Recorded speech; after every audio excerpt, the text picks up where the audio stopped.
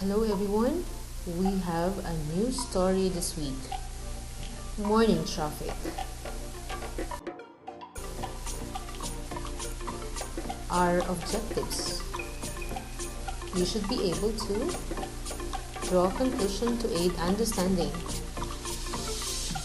Use antonyms as context clues to determine the meanings of words and identify the key features of a drama.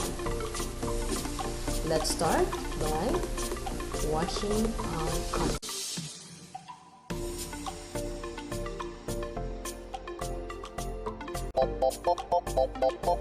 What obstacles do we face in our daily lives? Jason woke up this morning in a great mood. It was a big day for him. He was going to speak at the school assembly and compete in a few events for field day. Everything was going well until catastrophe. Mom, I can't find my sneakers! Jason needed those sneakers in order to run his best race.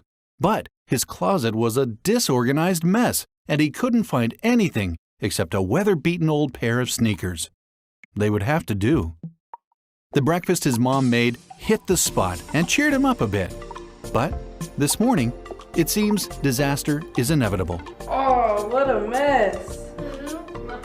After a quick change of clothes, it was time to pack up. Do you have your speech? Of course, he couldn't find it anywhere. After pulling out all the miscellaneous papers from his backpack, he remembered that he worked on it the night before. Got it! Finally, it was time to head to school. Jason had a few complications getting out the door this morning, but he figured, what else could happen? The rest of the day has to be better than the start of this day. What obstacles do you face in your daily life? Now it's time to learn the comprehension skill for the week. You may open your reading sheet in pages 450 and 451. It's all about drawing conclusions. It means forming reasonable opinions after thinking about facts and details in what you are reading and considering what you already know. Drawing conclusions doesn't mean that you have to draw nice pictures or draw or retell the story, but you have to make opinions. Let's see from an example. Inside Sheldon's bag are sneakers, jersey, energy drink, shirt, and face towel. Based on these examples and what you already know about the uses of sneakers, jersey, in these things, where do you think Sheldon is going? We can conclude that Sheldon is going to the gym to practice, or he will attend a sports event. I think that makes sense.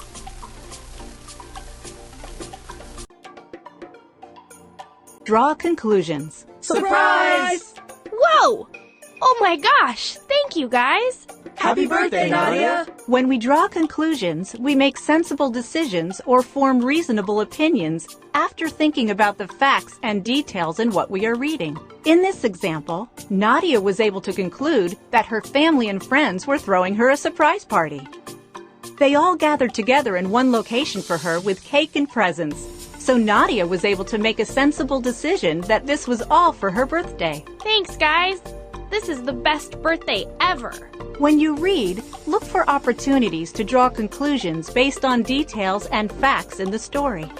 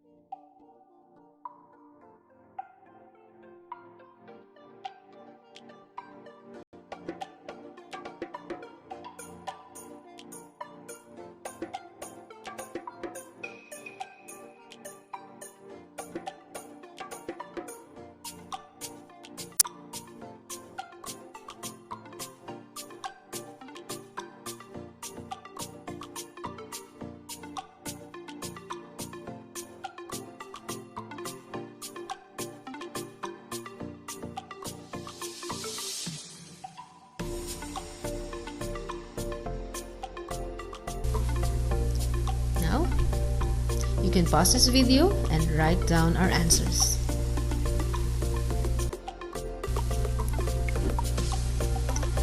Let's go to vocabulary strategy. You will find this lesson in our reading street pages 448 to 449. Let's talk about antonyms. Context clues.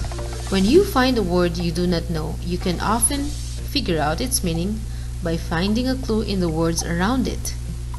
The writer may include an antonym or a word with the opposite meaning as a clue. Take note of that. Antonym is a word with the opposite meaning. Let's see an example. Mariela suggested that they split up and search the room simultaneously. But Alex stubbornly wanted to search each room separately. What is the meaning of the word simultaneously?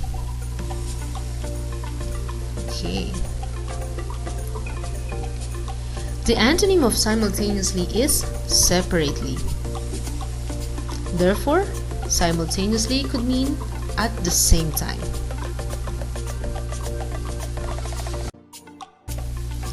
Let's look at the vocabulary words for this week. We have 7 words this week.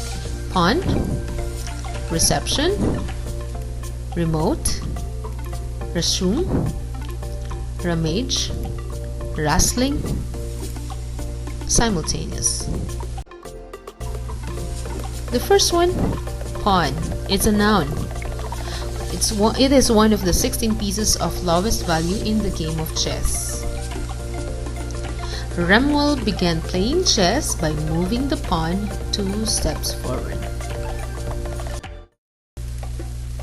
Next, reception. The quality of sound reproduced in a radio or other device. Tall buildings often create interference to cell phones' reception.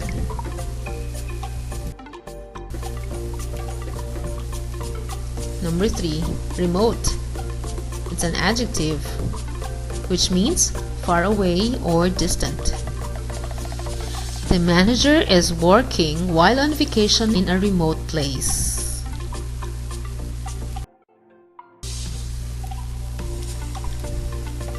Resume. It's a verb which means to begin again or to get or take again. The school will resume.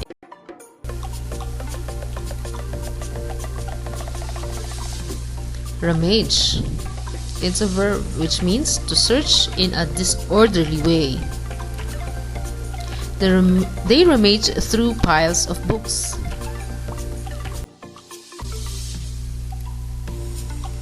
Next, rustling. Moving or acting with energy or speed. I could hear her rustling in the dry leaves.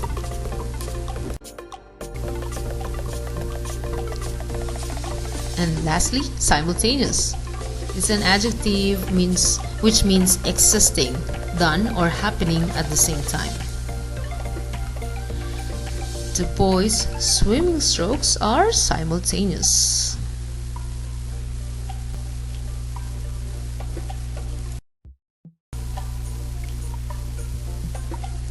Let's have some practice.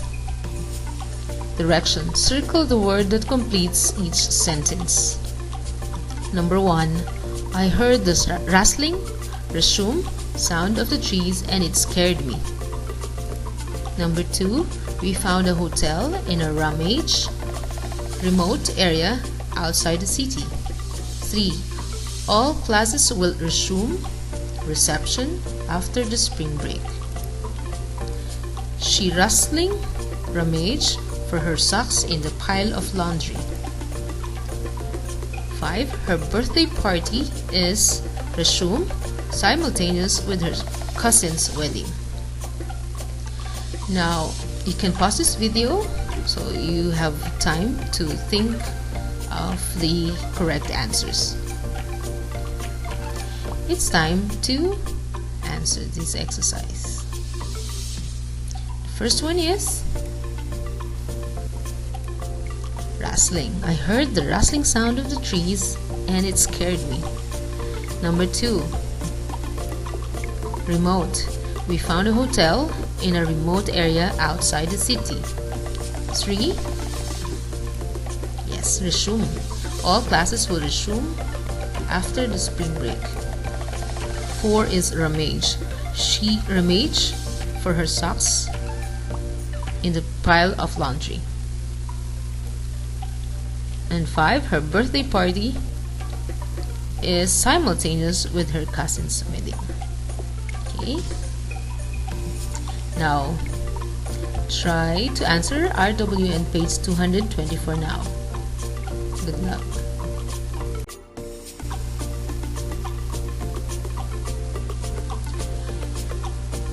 Our selection for this week is Morning Traffic by Christopher De Paula, illustrated by Frank Morrison. It is a drama, a story written to be acted for an audience. The story is told by the characters whose speech is called dialogue. Let's watch this video about the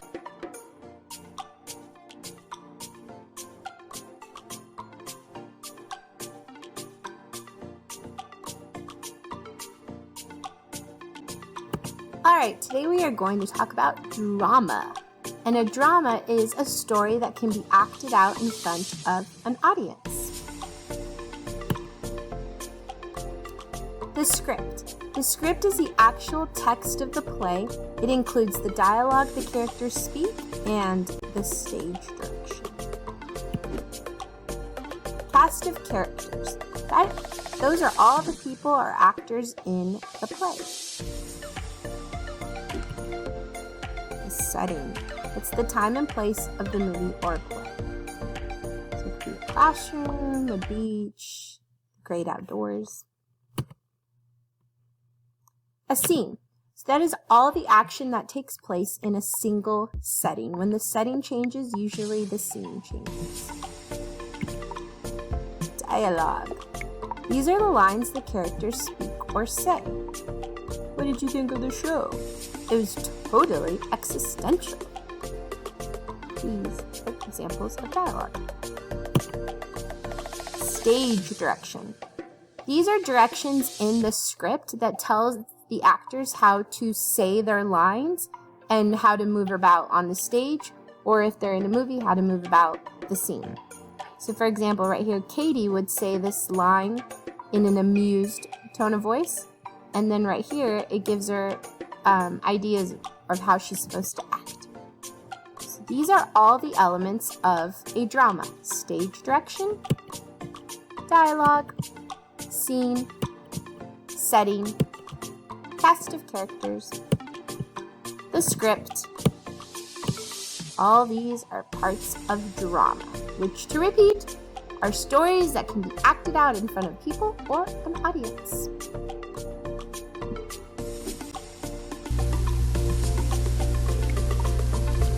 Okay, that's it for the day. Thank you, and let's go back to Schoology to continue our lessons.